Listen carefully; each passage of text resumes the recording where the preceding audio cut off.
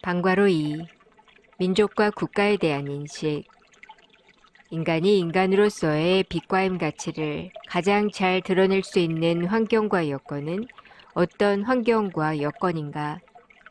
개체로 존재할 때 가장 인간다운가? 아니면 전체의 일원일 때 자신의 빛과 힘 가치를 가장 잘 나타내는가? 이 질문은 인간의 본질을 성찰하고 탐구할 때 빼놓을 수 없는 중요한 질문이 된다. 이 질문은 인간 존재 양식의 이중적 모순성에 직결되며 그 모순을 푸는 열쇠는 각각이 자신의 근본 존재성에 도달하여 개체와 전체가 온전하고 완전하게 하나로 조화를 이룰 때 비로소 찾을 수 있다. 질문을 조금 더 확대하면 민족과 국가, 사회에 대해 다음과 같은 의문이 제기될 수 있다. 과거 전쟁과 각종 분쟁의 기본 단위가 되었던 민족, 국가, 사회라는 개념은 인류와 지구촌이 하나가 되는 미래 사회에는 걸림돌이 될 것인가? 즉, 지구촌이 하나 되는 미래의 고도 네트워크 사회에서는 민족, 국가, 사회는 공동체적 테두리로서 역할을 하지 못해 결국 해체될 것인가?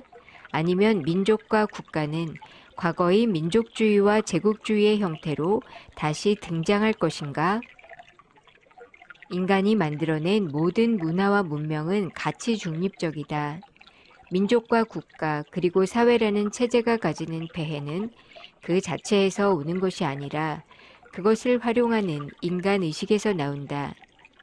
따라서 민족과 국가, 사회라는 공동체적 삶의 체제는 후천이 된다 해도 사라지지 않는다. 다만 인간의식이 비약적으로 상승, 확장, 발전함에 따라 그 개념정의 의미가 본질적으로 달라진다. 선천시대의 민족과 국가라는 개념정의 의미는 상대를 견제하여 자신의 우월성을 입증하는 기본 단위였기 때문에 국수적이고 배타적인 성격을 띠는 경우가 많았다. 즉, 민족과 국가는 공동의 생존에 최대의 효율을 낳는 하나의 장치로 출발하였지만 점차 그 발전이 일방향으로 치우치면서 오히려 서로 억압하고 다투게 만드는 폐해를 불러왔다. 후천시대에는 인간의식이 상승, 확장, 발전하여 민족, 국가, 사회의 개념이 크고 깊고 넓게 상승, 확장, 발전한다. 현재의 분리의식을 넘어 모든 것은 하나에서 비롯되었고 그 하나를 모두가 공통적으로 품고 있다는 사실을 인지인식 인정하게 되므로 민족과 국가, 사회의 개념도 배타적 한계를 넘어 가장 그 민족, 그 국가, 그 사회다운 속성, 정체성을 찾아내 현실에서 적용, 실행, 구현하게 된다. 각각이 정화, 순화, 승화와 조화, 상생, 상합이라는 큰 흐름과 형국 속에서 가장 자기다운 모습을 찾음으로써 다른 모든 이들과 같이 함께 더불어 살아갈 수 있는 조화, 상생, 상합에 의한 통합의 공동체가 실현되는 것이다. 실제로 지구촌 사회에서는 이러한 흐름과 형국이 조성되고 형성될 수 있는 기본적 바탕이 만들어지고 있다. 앞으로는 좋은 기술과 자원, 뛰어난 경제 규모를 갖추고 있다 해도 상극상충 분열 방식의 리더십을 가지면 결코 세상의 흐름과 형국을 선도하는 위치에 오르지 못한다. 이미 힘으로 좌지우지 되었던 선천의 세계 질서가 전 지구적인 금융 위기로 인해 해체되기 시작하고 있으며 천지인 조화의 흐름과 형국에 따라 하나의 지구를 향한 흐름과 형국이 조성되고 형성되고 만들어지고 있다. 미래에는 힘의 논리보다는 조화상생 상합의 철학이 강대국의 기본 요건이 된다. 즉 발전을 도모하더라도 자신들만을 위한 것이 아닌 주변 국가와 세계를 위한 것이어야 한다. 후천 인류가 이루어가는 하나의 지구는 선천시대 세계화의 개념정의 의미와는 다르다. 다른 나라들로 하여금 일방적으로 강대국의 기준과 원칙에 맞출 것을 요구하는 선천시대의 세계화와는 달리 고유의 빛과 힘 가치와 개성을 가진 여러 국가가 서로를 인정, 존중, 배려하는 관계 속에서 공동의 필요와 이해관계를 증진시키는 상호 협력 체계의 모습을 갖는다. 그리고 이를 통해 발생된 이익은 단순한 물질 차원의 이익을 넘어 인류 공령을 위한 조화상생 상합의 빛과 힘 가치를 일으키는 매개체가 됨으로써 조화상생 상합에 의한 통합의 세계를 구축하는 밑거름이 된다. 각주 60일, 이를 트리플 윈의 한성문 통합 정신이라 한다. 트리플 윈은 상생을 뜻하는 윈윈에 비해 한 단계 더 진화된 개념 정의 의미로서 국가와 국가, 민족과 민족 간의 협력 관계가 일방이 아닌 쌍방 모두에 유익하며 더 나아가 주변까지 그 유익함이 이어지는 조화로운 관계를 의미한다. 선천시대의 윈윈은 강대국의 일방적인 압력에 의한 부조화와 상극을 대신하는 명분으로 쓰이는 경우가 많았다. 강대국과 강대국 사이의 윈윈으로 이것은 주변 약소국들의 희생을 담보로 한 것이기에 지구촌 전체의 입장에서 보았을 때는 오히려 더 큰 상극상충 분열의 부조화를 낳는 일이 빈번하게 발생했다. 이에 반해 후천의 트리플 윈은 나와 상대 그리고 세상이 동시에 이로움을 얻는 조화상생 상합의 정신을 말한다. 직접적인 이해 당사자의 이익과 함께 전체 공동체를 위한 이익을 동시에 추구하는 입체적이고도 통합적인 윈윈이라 할 수 있다. 따라서 트리플 윈이 실현될수록 윈윈의 빛과 힘 가치는 더욱 극대화된다.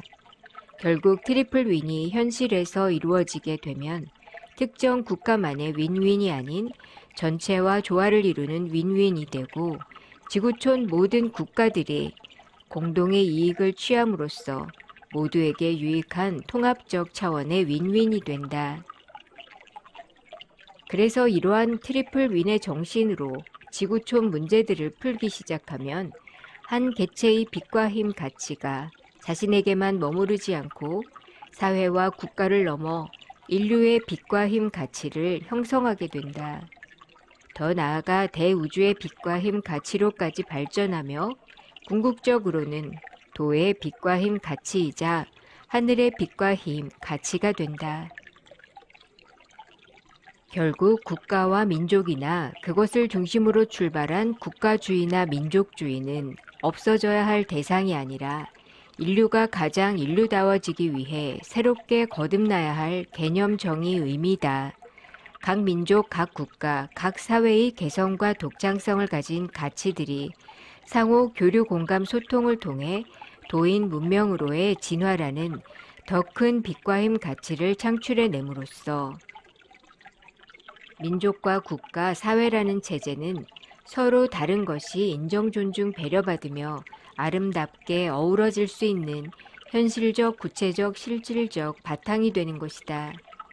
그래서 후천시대라 하더라도 민족과 국가, 사회 구성원으로서의 가치관과 관점은 소홀히 되지 않는다.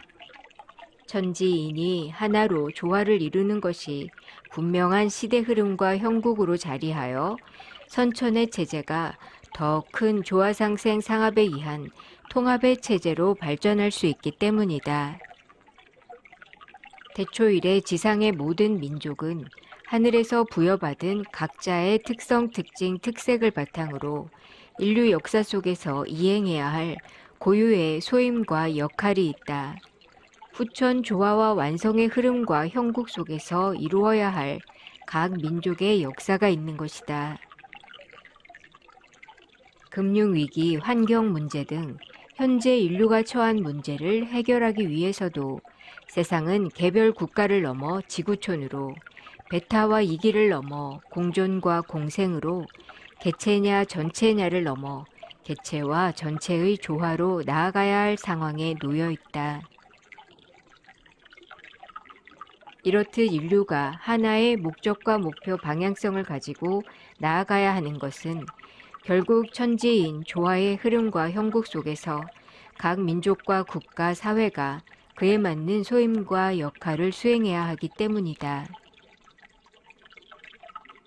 모든 민족에게 부여된 각기 다양한 소임과 역할 중 태초 인류 문명을 선도하고 후천에 이르러 완성의 이정표를 세우는 역사를 부여받은 민족이 한민족이다.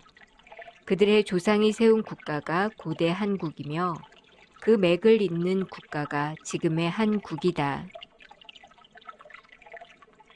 결국 한국은 각 민족이 수행해야 할 다양한 소임과 역할 중 인류 문명의 조화와 완성을 선도하는 소임과 역할을 맡게 됨으로써 다시 미래의 한국으로 거듭나 인류가 하나 될 수 있는 중요한 토대를 만들게 된다.